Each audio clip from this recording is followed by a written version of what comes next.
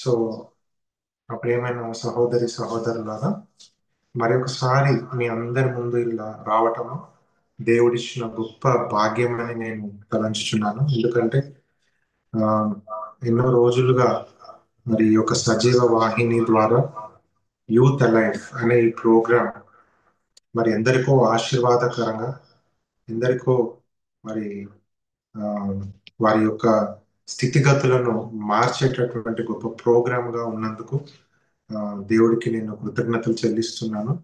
అలాగే ఈ అవకాశాన్ని ఇచ్చినటువంటి సజీవ వాహిని టీం అందరికీ కూడా ప్రత్యేకమైనటువంటి వందనాలు. అయితే ఈరోజు మన వాక్య భాగము అండ్ మన టాపిక్ ఫెయిత్ఫుల్ టు క్రైస్ట్, క్రీస్తుకు నమ్మదగిన వారముగా ఉండుట. యాక్చువల్లీ మొన్న అడిగినప్పుడు ఈరోజు ఒక హౌస్ డెడికేషన్ ఉంది, బట్ దేవుడి యొక్క గొప్ప మరి కృప ఇలా మీ అందరి ముందు ఉండటము ఆయన చిత్తమేమో. సడన్ గా అది ఊర్లో ఉండింది, అది క్యాన్సిల్ అవ్వటం వల్ల మరి దేవుడు ఇంత గొప్ప భాగ్యాన్ని నాకు దయచేశాడు.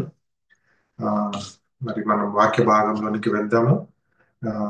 కీర్తనల గ్రంథము 111వ, సారీ 101, 101వ అధ్యాయము 6వ వచనం చదువుకుంటే, నా యొద్ద నివసించున్నట్లు దేశములో నమ్మకస్తులైన వారిని నేను కనిపెట్టుచున్నాను.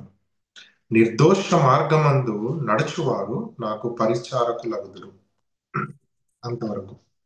సో నా ప్రియమైన యవనస్తులారా, దేవుని బిడ్డలారా, చూస్తున్న మీ అందరికీ మరొకసారి ప్రభు పేరట వందనాలు.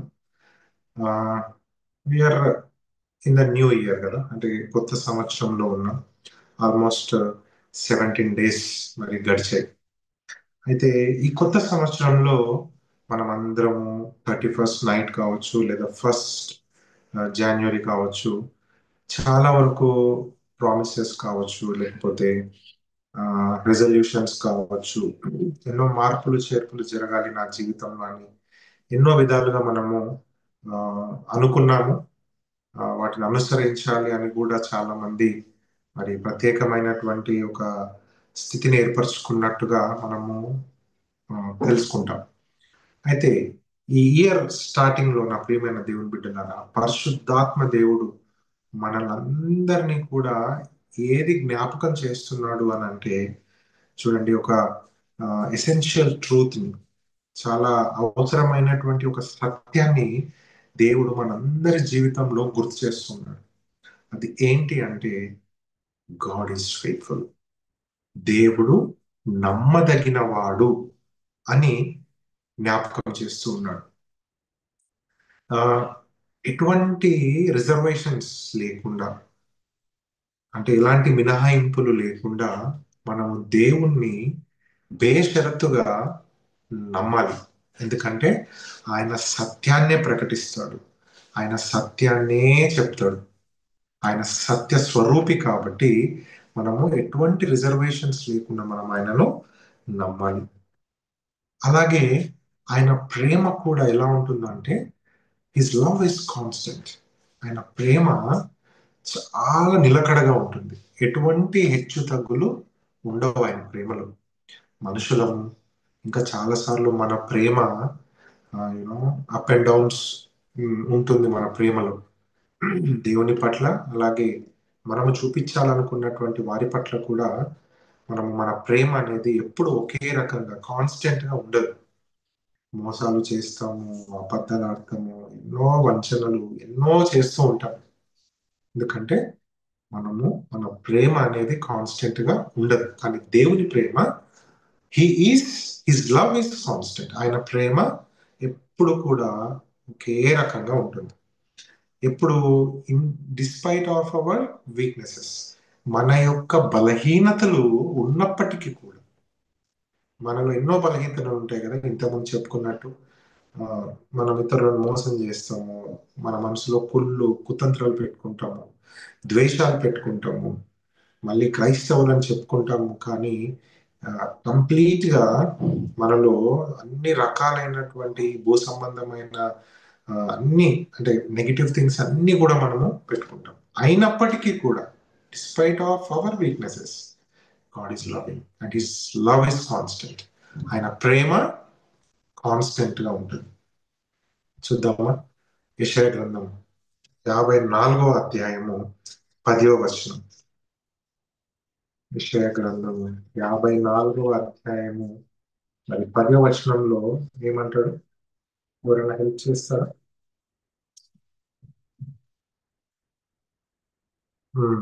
పర్వతములు తొలగిపోయినను, మెట్టెలు తత్తరిల్లినను, నా కృప నిన్ను విడిచిపోదు, సమాధాన విషయమైన నా నిబంధన తొలగిపోదు అని నీ యందు జాలిపడు యెహోవా సెలవిచ్చుచున్నాడు. చూసారా?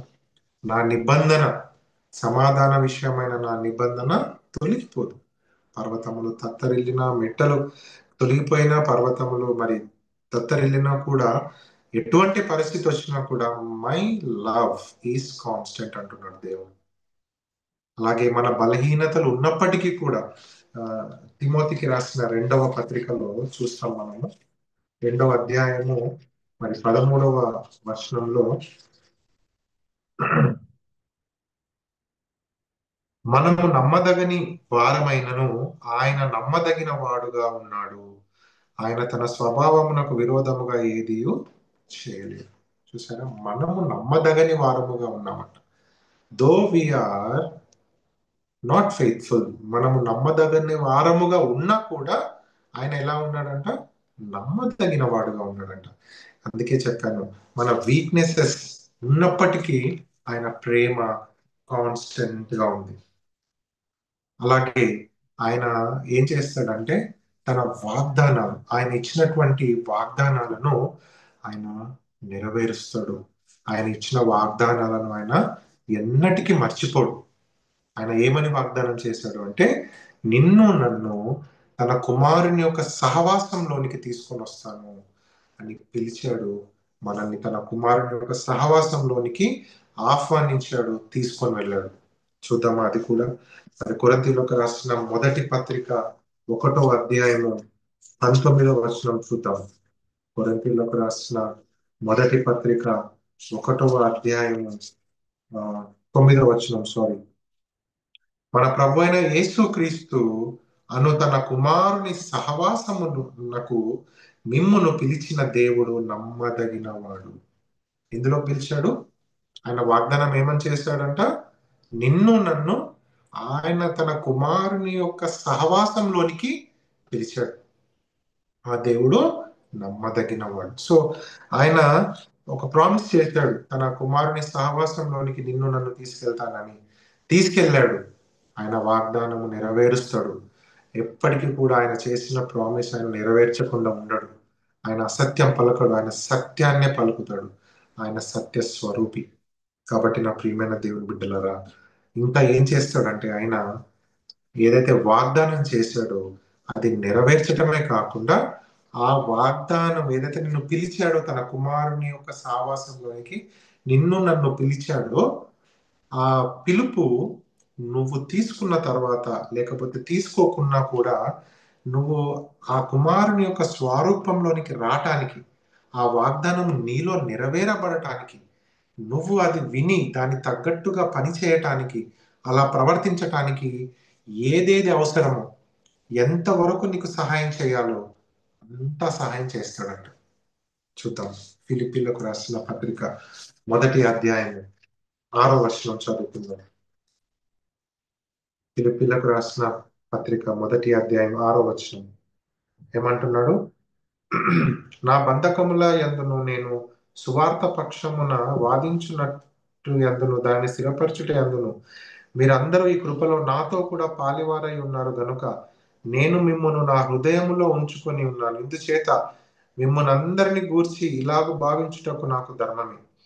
యేసుక్రీస్తు దయాసారమును బట్టి మీ అందరి మీద నేను ఎంత ఆపేక్ష కలిగి ఉన్నానో దేవుడే నాకు సాక్షి. సో నా ప్రియమైన దేవుని బిడ్డలారా, ఐ థింక్ ఇంగ్లీష్ లో చాలా క్లియర్ గా ఉంటుంది. ఏముంటుందంటే, నీలో ప్రారంభించినటువంటి మంచి కార్యము ఆయన నెరవేరుస్తాడంట.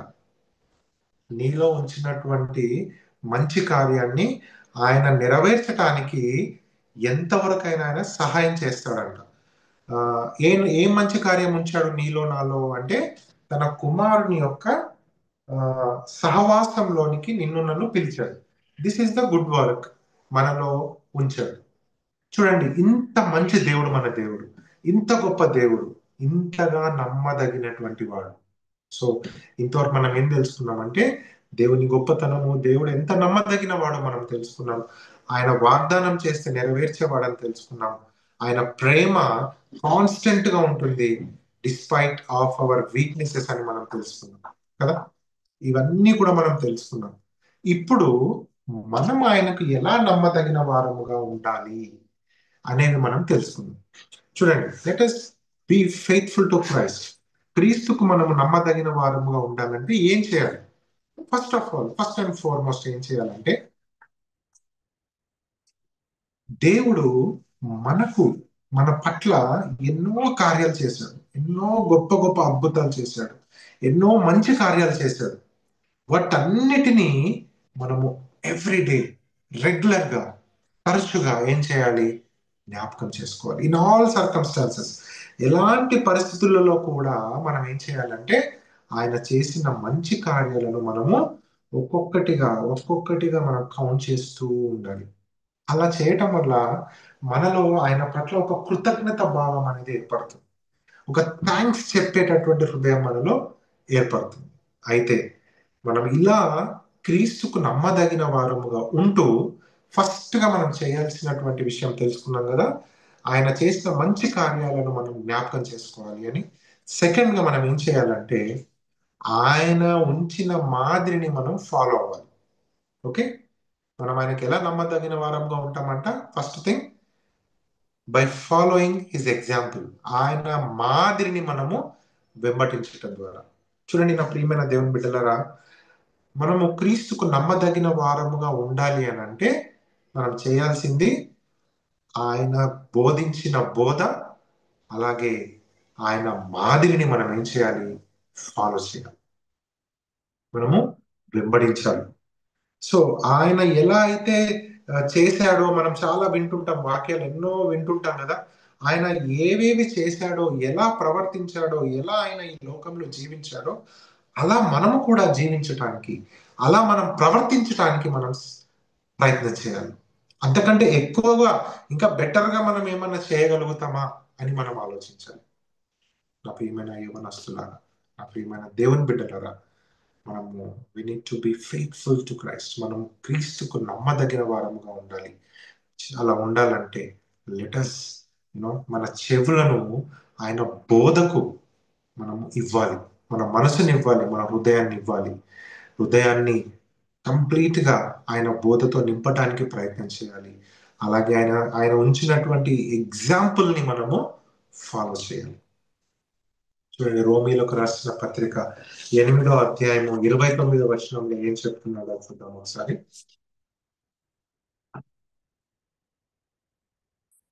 ఎందుకన్నా సారీ, దేవుణ్ణి ప్రేమించు వారికి అనగా ఆయన సంకల్పము చొప్పున పిలువబడిన వారికి మేలు కలుగుటకై సమస్తము సమకూడి జరుగుచున్నవని ఎరుగుదుము. ఎందుకనగా తన కుమారుడు అనేక సహోదరులలో జ్యేష్ఠుడగునట్లు దేవుడు ఎవరిని ముందు ఎరిగెనో వారు తన కుమారునితో సారూప్యము గలవారగుటకు వారిని ముందుగా నిర్ణయించారు. ఏం కావాలి? మనం చెప్పాను కదా, ఆయన ఎగ్జాంపుల్ ని మనం ఫాలో చేయాలి. ఆయన ఎలా ప్రవర్తించాడో అలా మనము కూడా ఈ లోకంలో ప్రవర్తించడానికి ఇంకా నాణ్యంగా మనం ఏమైనా చేయగలుగుతామా అని ఆలోచించాలి. ఇంకా నాణ్యంగా అంటే ఇప్పుడు మనం వాక్యం విన్నట్టుగా తన కుమారుని యొక్క స్వారూప్యములోనికి మనము రావాలి. సో నా ప్రియమైన దేవుని బిడ్డలారా, ఆలోచించాలి. చూడండి, యేసుక్రీస్తు ప్రభు వారు తన తండ్రి చిత్తాన్ని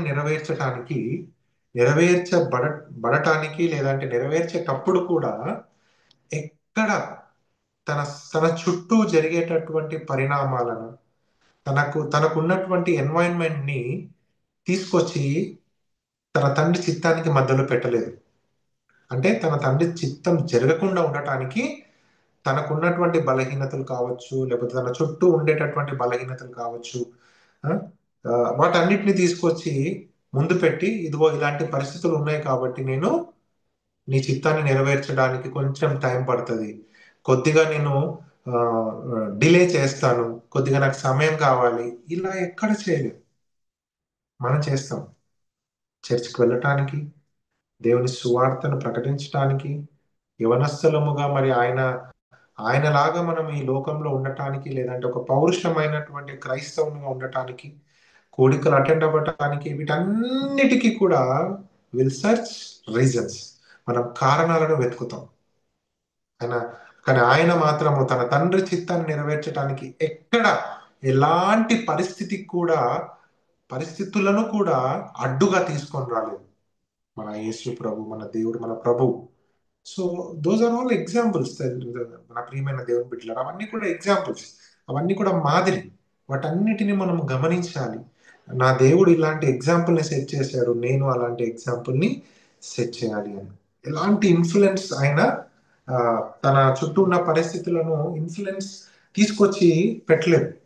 కానీ నా ప్రియమైన దేవుని బిడ్డలారా, యవనస్తులారా, మనము ఏం చేయాలి అంటే, మనము కూడా యేసు క్రీస్తులాగా ఆయన ఎగ్జాంపుల్ ని సెట్ చేయడానికి, ఆయన ఎగ్జాంపుల్ ని ఫాలో చేయడానికి మనం ప్రయత్నం చేయాలి. ఏం ఎగ్జాంపుల్స్ చూడండి. ఫర్ ఎగ్జాంపుల్, ఆయన చిన్నప్పటి నుంచి కూడా దేవుని మందిరంలో పెరగటానికి ఇష్టపడ్డాడు. కానీ అలాగే ఇంకేం చేశాడు, యవన ప్రాయంలో ఆ ప్రియమైన దేవుని బిడ్డలారా ఆయన సువార్తను ప్రకటించాడు. సో నా ప్రియమైన దేవుని బిడ్డలారా, ఆలోచిద్దాం. యవన ప్రాయంలో మనం ఏం చేస్తున్నాం? యవన ప్రాయంలో మనము దేవుని యొక్క వాక్యాన్ని వినటానికి ఇష్టపడుతున్నాము, అట్లీస్ట్ చర్చికి వెళ్ళటానికి ఇష్టపడుతున్నాము. అట్లీస్ట్ చూడండి, యేసు ప్రభు వారు తన యవన ప్రాయంలో పని చేశాడు, కార్పెంటింగ్ చేశాడు కదా. మనము కనీసం పని చేయడానికి ఇష్టపడుతున్నామా, లేకపోతే సోమరిలాగా ఉండటానికి ఇష్టపడుతున్నామా? పని చేయకుండా, చదవకుండా. యేసు ప్రభు వారు ధర్మశాస్త్రాన్ని మరి చక్కగా చదివి తర్కించాడు, వాటి మీద క్వశ్చన్స్ వేశాడు, ప్రశ్నలు అడిగాడు సమాజ మందిరంలో. మనం బైబిల్ చదువుతున్నామా? అలాగే ఈ లోకంలో ఉన్నతమైన స్థానంలో నేను ఉండగలిగితే సువార్త ఇంకా బాగా నేను ముందుకు తీసుకొని వెళ్ళగలుగుతాను, నా ప్రభువుని నేను ఇంకా బాగా ప్రకటించగలుగుతానని ఈ లోక సంబంధమైనటువంటి స్టడీస్ ని కూడా మనము బాగా చదువుతున్నాము. we need to examine. మనల్ని మనం ప్రశ్న వేసుకోవాలి. చాలా వరకు క్రైస్తవ బిడ్డలు మరి బాగా చదవటానికి ఇష్టపడాలి, చదువు పట్ల బాగా ఆసక్తిని చూపాలి. అంతేకాని చదవకుండా, ఉన్నతమైన స్థానంలో ఉండకుండా చాలా మంది మరి చదువు పట్ల విముఖతను చూపించి, పని పట్ల విముఖతను చూపించి మరి అలా తిరిగితే ఎలా మన ప్రభువు ఘనపరచబడతాడు? ఎలా నువ్వు నేను ఆయన సువార్తను ఇంకా హై లెవెల్లో తీసుకెళ్ళగలుగుతాం? ఆలోచిద్దాం. మనకున్నటువంటి ప్రతి యూనో ఏమంటారు వనరులను, మనకిచ్చినటువంటి ప్రతి దాన్ని కూడా మనము ఉపయోగించాలి. మన యవ్వనాన్ని పాడు చేసుకోవద్దు, మన యవ్వనాన్ని యూటిలైజ్ చేయాలి, బాగా యూటిలైజ్ చేయాలి. సో ఆలోచిద్దాం. అలాగే నా ప్రియమైన దేవుని బిడ్డలారా, మనము మన బాప్తిజం అప్పుడు కావచ్చు, లేకపోతే మనం మారినప్పుడు కావచ్చు, మనము దేవునితో ఒక వాగ్దానం చేసుకున్నాం, దేవునితో ఒక ఒప్పందాన్ని కుదుర్చుకున్నాం. ఏంటంటే, ఇదిగో తండ్రి, ఇక మీదట నేను నీ సువార్తకు అనుగుణంగా నేను జీవిస్తాను అని ఒక నిర్ణయం తీసుకున్నాం కదా. సో ఆ నిర్ణయాన్ని కూడా మనం ఆలోచించాలి. నేను ఆ సువార్తకు అనుగుణంగా జీవిస్తున్నానా లేదా? Most of all, I feel very, sad to use such kind of ఇలాంటి పదాలు యూజ్ చేయడానికి నేను చాలా బాధపడతాను. ఏంటంటే వి మనము క్రైస్తవులని పిలువబడడానికి ఇష్టపడతాం, క్రైస్తవులని చెప్పుకుంటాం. సమ్ సిచ్యువేషన్స్ లో మనల్ని మేము వీఆర్ క్రిస్టియన్స్ అని చెప్పుకోవడానికి ఇష్టపడతాం. కానీ I don't think we are really following the example of Jesus Christ. క్రైస్తవులముగా మనం క్రీస్తుని వెంబడిస్తున్నామని చెప్పుకోవడానికి బాగానే చెప్పుకుంటాం, కానీ మనం పాటించట్లేదు అనిపిస్తుంది. ఎందుకంటే ఆ, బాగా దేవుని వాక్యం వింటాము, బాగా మనం అటెండ్ అవుతాము, మ్యూజిక్ ఫుల్ హిప్నటైజ్ అయిపోతాము. కానీ end of the day practical life లోకి వచ్చేసరికి ఆ జీసస్ చెప్పినటువంటి ప్రతి బోధ, ఆయన ఎగ్జాంపుల్ ని ప్రాక్టికల్ లైఫ్ లో వాటిని మనం పెట్టడానికి మాత్రం ఇష్టపడం కదా. ద్వేషం, పగ, ప్రతీకారం, కుళ్ళు, కుతంత్రం, ఒకరిని మోసం చేయటం, ఒకరి పట్ల ద్వేషం కలగటం, సొంతం వారిపైన, అన్నతమ్ములు, అక్క చెల్లెళ్ళ పైన, రక్త సంబంధికుల పైన ద్వేషం, పగ, ప్రతీకారం. ఇంకెక్కడ క్రైస్తవ్యం? ఇంకా మేము అక్కడ పోతాము, ఇక్కడ పోతాము, ఆ గుడారాల దగ్గరికి వెళ్ళినాం, ఈడికి వెళ్ళినాం, అది వెళ్ళినాం అని చెప్పుకుంటాం. But where is the change? Where is the teachings of Jesus Christ in our life? మన యొక్క జీవితంలో ఎక్కడున్నాయి అవన్నీ? సో ఇలా ఉండటం వల్ల ఎలా ఎలా మనము క్రీస్తుకు నమ్మదగిన వారముగా అవుతాం? ఇట్ ఈస్ డిఫికల్ట్, చాలా కష్టం కదా. ఆలోచిద్దాం. అలాగే నా ప్రియమైన దేవుని బిడ్డలారా, మనల్ని మనము రెగ్యులర్ గా ఎగ్జామిన్ చేసుకుంటూ, పరీక్షించుకుంటూ, పరిశీలన చేసుకుంటూ, నేను పెద్ద పెద్ద అద్భుతాలు జరిగినప్పుడే, పెద్ద పెద్ద విషయాలు నా జీవితంలో జరిగినప్పుడే నేను నమ్మదగిన వారిగా ఉన్నానా, లేకపోతే చిన్న చిన్న వాటిలో కూడా, లిటిల్ థింగ్స్ లో కూడా నేను నమ్మదగిన వాడనుగా, దానులుగా ఉన్నానా అని మనల్ని మనం ఎగ్జామిన్ చేసుకోవాలి. లూకాసు వార్త 16:10 ఉంటుంది కదా మంచి వాక్యం. లూకాసు వార్త 16వ అధ్యాయము 10వ వచనం చదువుకుందాం.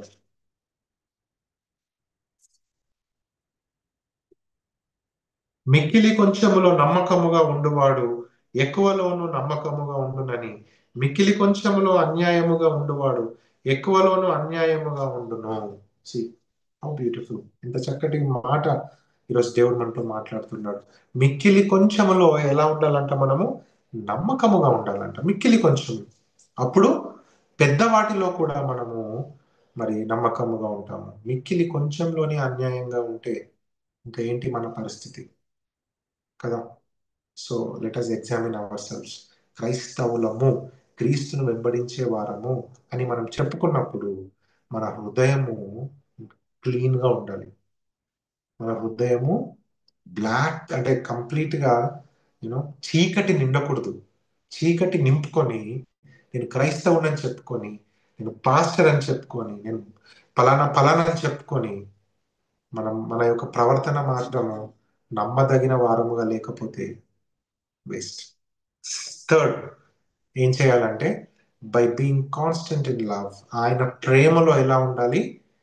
మనము మన ప్రేమలో ఆయన పట్ల, అలాగే మన పొరుగువాని పట్ల మన ప్రేమ కాన్స్టెంట్ గా ఉండాలి, నిలకడగా మన ప్రేమ ఉండాలి. చూడండి, యేసుక్రీస్తు ప్రభు వారిని మనం వెంబడించినప్పుడు, యేసుక్రీస్తు ప్రభు వారిని మన సొంత రక్షకునిగా అంగీకరించినప్పుడు, నా ప్రియమైన యవనస్తులారా, మనకు నిందలు రావచ్చు, కష్టాలు రావచ్చు, ఇబ్బందులు రావచ్చు. ఐ డోంట్ నేను ఇలా చెప్పాలనుకోవట్లేదు. చాలా మంది అంటుంటారు, మీరు యేసుక్రీస్తుని నమ్ముకుంటే మీకు ఐశ్వర్యం వస్తుంది, మీ స్థితిగతులు అంటే లైక్ ధనవంతులు అయిపోతారు, అది దొరుకుతుంది, ఇది దొరుకుతుంది అని మాత్రం నేను చెప్పను. కానీ యేసుక్రీస్తును గనక నమ్ముకుంటే మీరు పరలోక రాజ్యం చేరుతారు. మీ యొక్క జీవితాలు పాత జీవితాన్ని పోల్చుకున్నప్పుడు ఖచ్చితంగా ఒక సమృద్ధి, ఒక శాంతి, ఒక నెమ్మది మీలో ఉంటుందని మాత్రం నేను చెప్పగలను. అలాగే ఈ ప్రాసెస్ లో మనకు నిందలు వస్తాయి, మనకు ఎన్నో అడ్డుబండలు తగులుతాయి. అయినప్పటికీ కూడా మన ప్రేమ ఎలా ఉండాలో తెలుసా అండి? కాన్స్టెంట్ గా ఉండాలి. ఆయన పట్ల మన ప్రేమ నిలకడగా ఉండాలి. కష్టాలు రాగానే మనము ఆ దేవుణ్ణి దూషించటము, దేవుడిని మరి తక్కువ చేయటము, లేకపోతే దేవుడికి దూరం అయిపోవటం కాకుండా నమ్మదగిన వారముగా, మన ప్రేమలో ఎలాంటి అప్ అండ్ డౌన్స్ లేకుండా కాన్స్టెంట్ ప్రేమ మనము చూపియాలి. అలాగే ఆయన యొక్క సఫరింగ్స్ లో మనం పాలి భాగస్థులం అవ్వాలి. ఆయన సఫరింగ్స్ లో మనం పాలి భాగస్థులం అవ్వాలి. మన ప్రేమ అనేది కాన్స్టెంట్ గా ఉండాలి. ఎందుకంటే మనం పడేటటువంటి కష్టాలు, మనం మనం మన జీవితంలో వచ్చే ప్రతి విధమైన ఇబ్బందులు ఆయన చూస్తున్నాడు. ఆయన మనల్ని వాటి నుంచి బయట పడవేసేటటువంటి మార్గాలు తెరుస్తాడు, మనకు సహాయం చేస్తాడు, మనకు బలాన్ని, శక్తినిస్తాడు. మనం చూస్తాం కదా, కొరింథీయులకు రాసిన మొదటి పత్రిక 10వ అధ్యాయం 13వ వచనంలో, నీకు ఎంతవరకు సహించగలవో అంతవరకే ఆయన నీకు ఇబ్బందులను అనుమతిస్తాడు తప్ప అంతకంటే భారమైనటువంటివి అనుమతించాడు. నీకు బలాన్ని ఇస్తాడు, శక్తిని ఇస్తాడు నా ప్రియమైన దేవుని బిడ్డలారా. అలాగే ఏం చేయాలంటే మన పొరుగువాడిని కూడా నిన్ను యేసు ప్రభు ఎలా అయితే ప్రేమించాడో అలాగే ప్రేమించడానికి మనం ప్రయత్నించాలి. యోహాను సువార్త 15వ అధ్యాయం, యోహాను సువార్త 15వ అధ్యాయం 12వ వచనం చూద్దాం.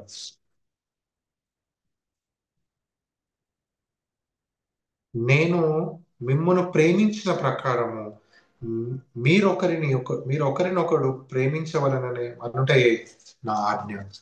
నేను మిమ్మును ప్రేమించిన ప్రకారం ఎలా ప్రేమించాడు? డిస్పైట్ ఆఫ్ అవర్ వీక్నెసెస్, మన బలహీనతలను పక్కన పెట్టాడు. ఆ?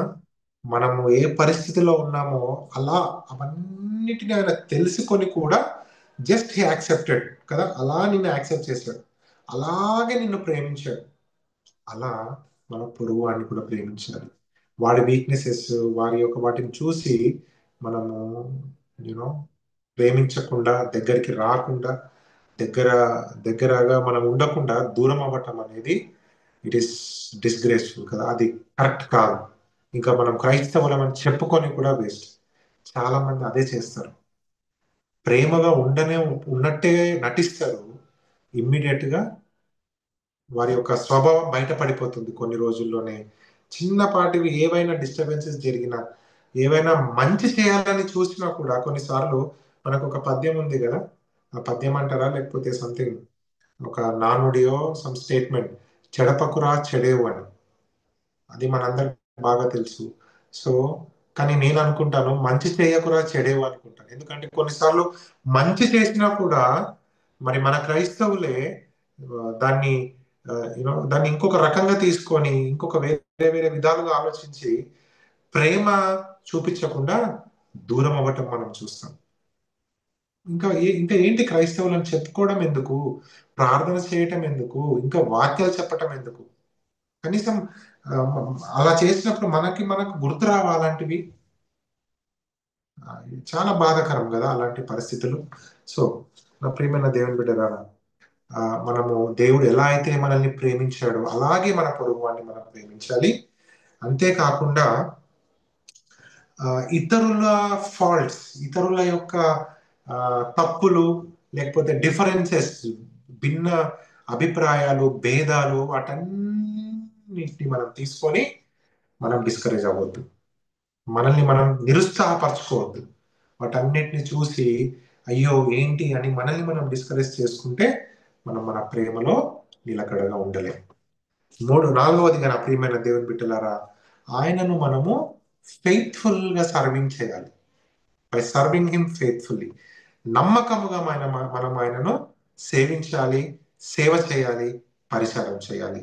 చూడండి నా ప్రియమైన దేవుని బిడ్డలారా, యేసు ప్రభు వారి ఈ లోకానికి ఎలా వచ్చాడు అంటే సేవకునిగా వచ్చాడని చెప్తాడు. తనను తాను తగ్గించుకున్నాడు, తనను తాను ఎంతగా హంబుల్ చేసుకున్నాడంటే తన శిష్యుల పాదాలు కూడా కడిగాడు. చాలాసార్లు ఎగ్జాంపుల్ ని మనం ఎలా చెప్తామంటే తగ్గింపుకు చెప్తాము, లేకపోతే ఇతరులను ఏదో చెప్తాం, కానీ ఆ దానిలో ఉన్నటువంటి గూఢార్థం చూస్తే నా ప్రియమైన దేవుని బిడ్డలారా, యజమానిగా ఉన్నటువంటి సేవకునిగా ఆయన చూపించాడు. యజమానిగా ఉండాలి, కానీ ఎలా ఉండాలి అని చూపించాడు. సో ఆయన మన మధ్యలో సేవ చేయటానికి వచ్చాడు. లూకాసు వార్త 22-27 అధ్యాయంలో ఏం చెప్తారో చూద్దామా.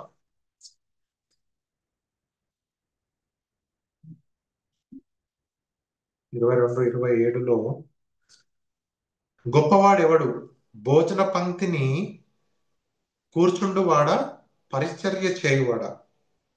పంక్తిని కూర్చుండు వాడే కదా, అయినను నేను మీ మధ్య పరిచర్య చేయువాని వలె ఉన్నాను. How great our God. కూర్చుండు వాడికి, మన ఇంటికి ఎవరైనా గెస్ట్ వస్తే ఆయనను వడ్డించమని చెప్తామా, మనము వడ్డిస్తామా? ఆబ్వియస్లీ మనమే వెళ్ళి వడ్డిస్తాం. సో గొప్పవాడు కాబట్టి. సో ఆయన ఏమంటున్నాడంటే గొప్పవాడు పంక్తిలో కూర్చున్న వాడే, కానీ నేను మీ మధ్య మాత్రము సేవ చేయువానిగా, పరిచర్య చేయువానిగా మీ మధ్యకు వచ్చాను. అయితే ఈ ఎగ్జాంపుల్ నుంచి మనం ఏం నేర్చుకోవాలంటే ఫెయిత్ఫుల్ గా ఉండటము ఆయనకు అని అంటే ఇట్ ఈస్ నథింగ్ బట్ ఆయనకు మనము సర్వ్ చేయడం, మనము ఆయనకు సేవ చేయటం నా ప్రియమైన దేవుని బిడ్డలారా. ఇంకొక వాక్యం ఉంది లూకాసు వార్త 10:16లో, he who hears you hears me. మిమ్మును ఎవరైతే వింటారో నన్ను విన్నట్టుగానే అని. ఈ వాక్యాన్ని మనం ఒకసారి బాగా ఆలోచిస్తే ఏమంటున్నాడు? He who hears you hears me. నువ్వు బయట ఎలా మాట్లాడుతున్నావు అనే దానిపైన కూడా మనము మన మాటల పైన కూడా ఒకసారి పర్యవేక్షణ చేయాలి. అది మనం మన మాటల పైన కూడా మన మాటలు ఎలా ఉన్నాయి. ఏమంటున్నాడు ఇక్కడ? He who hears you hears me. So first of all మనం ఆయన పరిచర్య చేయాలి. ఫెయిత్ఫుల్ గా ఉండటం అంటే ఆయన పరిచర్య చేయటం. ఆయన పరిచర్య చేయటం అంటే కొన్నిసార్లు ఆయన గురించి మనం మాట్లాడటం, కొన్నిసార్లు వేరే వాళ్ళ దగ్గర మనం మన యొక్క మాట తీరు ఎలా ఉంది అనేది కూడా మనం పరిశీలించుకోవాలి. నా ప్రియమైన దేవుని బిడ్డలారా, చూడండి, మనము పరిశీలించుకొని ఏం చేయాలంటే యేసు ప్రభు యొక్క చిత్తానికి అనుగుణంగా నా మాట తీరు ఉందా లేదా అని మనము ఒక అవగాహనకు రావాలి. అలాగే యేసు ప్రభు వారు ఒకసారి ఒక మంచి ఎగ్జాంపుల్ చెప్పాడు. అంటే సర్వింగ్. మనం ఫెయిత్ఫుల్ గా ఉండాలంటే ఆయనకు మనం సర్వ్ చేయాలని చెప్పాను కదా. సో సర్వింగ్, పరిచర్య చేయటం గురించి, సేవ చేయటం గురించి ఒక ఎగ్జాంపుల్ చూద్దాం. యేసు ప్రభు వారు ఒకసారి ఒక నమ్మకమైనటువంటి దాసుని గురించి చెప్పాడు. తన యజమాని తిరిగి వచ్చినప్పుడు ఆ దాసునికి ఇవ్వబడినటువంటి ఆ యొక్క క్యాపిటల్, ఆ యొక్క ధనమందమా లేకపోతే దాని విషయంలో ఒక ఎగ్జాంపుల్ చెప్పాడు కదా.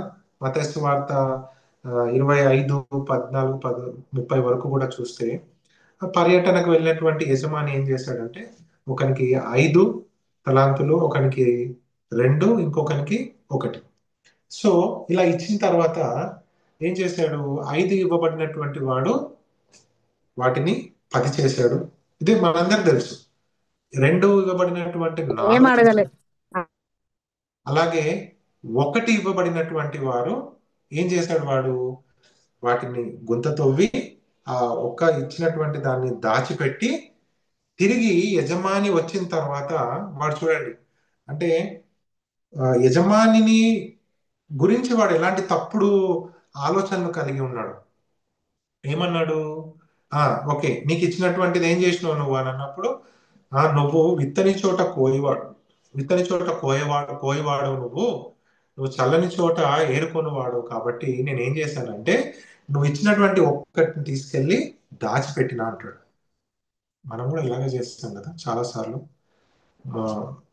అంటే మనం ఆఫీస్లో కావచ్చు, స్కూల్లో కావచ్చు, లేకపోతే దేవుడికి కూడా కొన్నిసార్లు మనము రీజన్స్ అంటే ఎక్స్ప్లెనేషన్స్ ఇస్తూ ఉంటాం. ఏమని? దేవా నువ్వు అంటే మరి ఇట్లా ఏమన్నా చేస్తావేమో, దేవా ఇట్లా నువ్వు నన్ను అడుగుతావేమో, దేవా నువ్వు ఇట్లా అని మనకి మనం మన తప్పును కప్పిపుచ్చుకోవటానికి, మన మనం చేసినటువంటి అతిక్రమమును కప్పిపుచ్చుకోవటానికి రీజన్స్ అంటే ఎక్స్ప్లెనేషన్ ఇస్తుంటాం. వాడు కూడా అదే చేశాడు. అప్పుడు ఏమంటాడు? ఓహో, నా గురించి నీకు ఇంత తెలుసా? మరి ఇలా తెలిసినోడివి అది తీసుకెళ్లి ఆ వడ్డీ వ్యాపారి కన్నా ఇస్తే నేను కనీసం అది ఆ వడ్డీనన్నా నేను కలెక్ట్ చేసుకునేవాడిని. నువ్వు అట్లెట్లా నా గురించి మాట్లాడతావు? చలో, వీడికి ఉన్నటువంటి ఒక్క తలాంతును కూడా తీసేసి ఇచ్చేసేయండి వేరే వాళ్ళకి. సో నా ప్రియమైన దేవుని బిడ్డలారా, నీకు నాకు యవనస్తులారా బాగా ఆలోచించండి. యవన ప్రాయంలో మనము దేవునికి మన పరిచర్య చేయాలి. ఫెయిత్ఫుల్ గా ఉండటం అంటే ఇది కూడా ఒక భాగమే. ఆయన పరిచర్య చేయటం చేస్తున్నామా? చర్చ్కి వస్తున్నామా?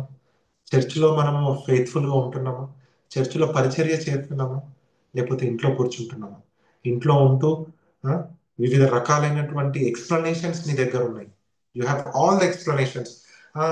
ఆ రోజు పాస్టర్ గారు ఇలా చేశారు, ఆ రోజు పాస్టర్ అన్న ఇలా చేశాడు, ఇలా అన్నాడు, అలా అంటాడేమో, ఇలా అంటాడేమో, అందుకే నేను వెళ్ళట్లేదు, అందుకే నేను ఇంట్లో ఉంటున్నా, ఆయన ఇట్లా అంటాడు. ఫూలిష్. అదంతా ఫూలిష్. నీ దగ్గర ఉన్న తలాంతు తీసివేయబడుతుంది. దేవుడు నీకు నాకు ఏదో ఒక తలాంతు ఇచ్చుంటాడు. సంథింగ్ ఏదో ఒకటి ఇచ్చుంటాడు. వాటిని ఏం చేయాలి? డబల్ చేయాలి. వాటిని ఉపయోగపడేటట్టు చేయాలి, యూటిలైజ్ చేయాలి.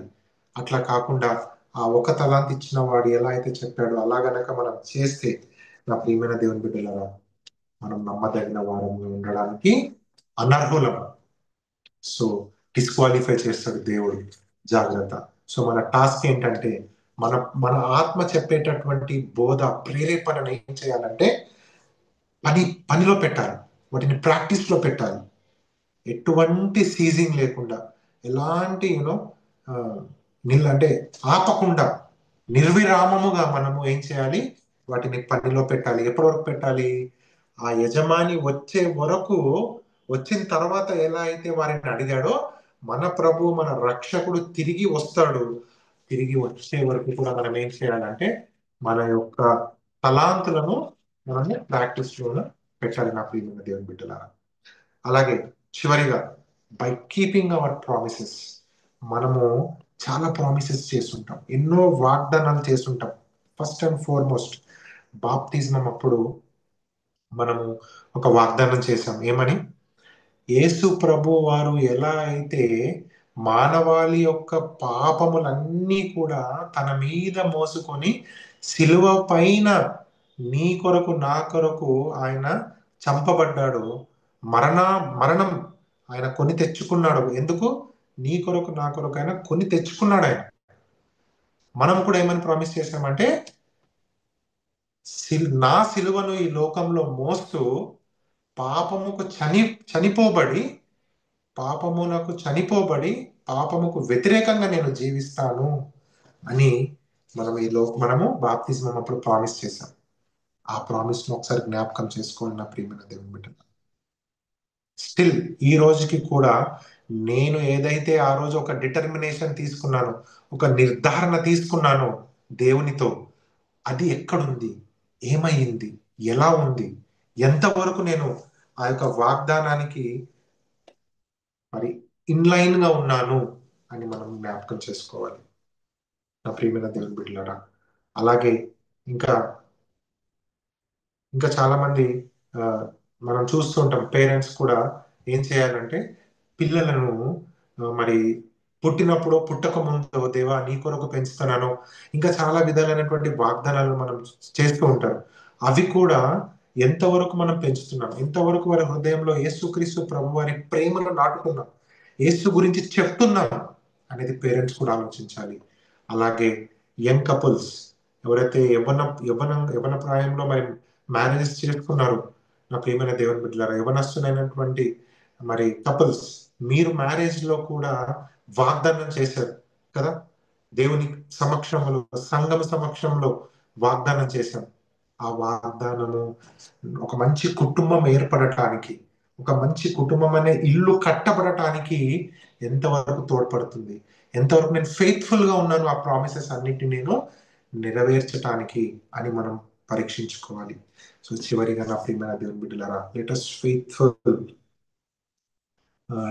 By demonstrating Jesus love. దేవుని యొక్క ప్రేమను ప్రదర్శించటానికి మనం ఫెయిత్ఫుల్ గా ఉండాలి. ఎలా? మన వర్డ్స్ లో, మన డీడ్స్ లో నా ప్రియమైన దేవుని బిడ్డలారా మనము నమ్మకముగా ఉండాలి. వీటన్నిటిని కూడా చేస్తూ ఆయనకు నమ్మకముగా ఉండాలి.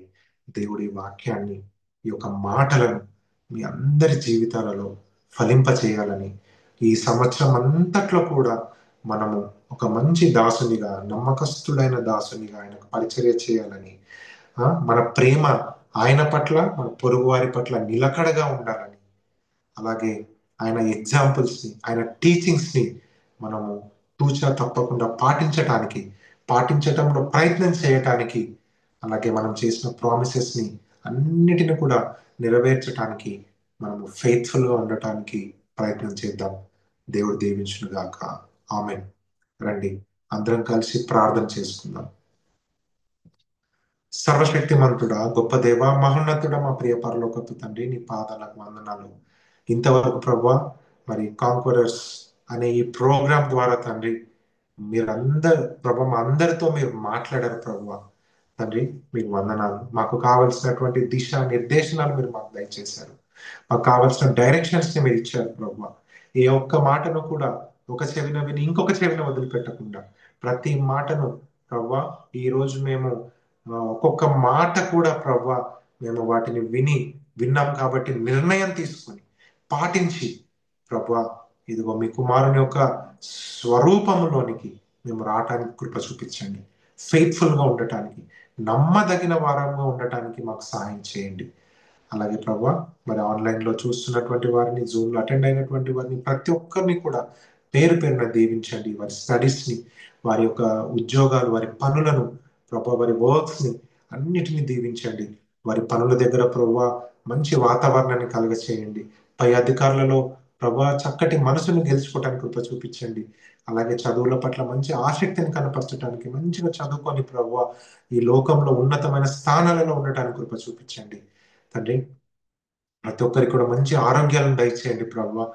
మంచి ఆరోగ్యంతో ప్రభా వారు మరి మీ సేవని ఇంకా ఉత్సాహంగా ముందుకు తీసుకెళ్ళడానికి కృప చూపించమని, ఇదిగో సజీవ వాహిని టీం అందరినీ కూడా దీవించమని ప్రభా, ఫౌండర్ దగ్గర నుంచి ప్రభా మరి లాస్ట్ స్టేజ్ లో ఉన్న ప్రతి ఒక్కరిని కూడా దీవించమని, వారందరికి ఇంకా ఆరోగ్యం ఇచ్చి, ఇంకా జ్ఞానం ఇచ్చి, దీనిని ఇంకా అనేకులకు ప్రభా తెలియచేయబడడానికి వాడుకున్నామని ప్రభా, మరొకసారి తలలు వంచిన బిడ్డలందరినీ దీవించమని యేసు క్రీస్తు అతి శ్రేష్టమైన నమ్మకమైన నామం అడిగి పెట్టుకుంటున్నాం తండ్రి.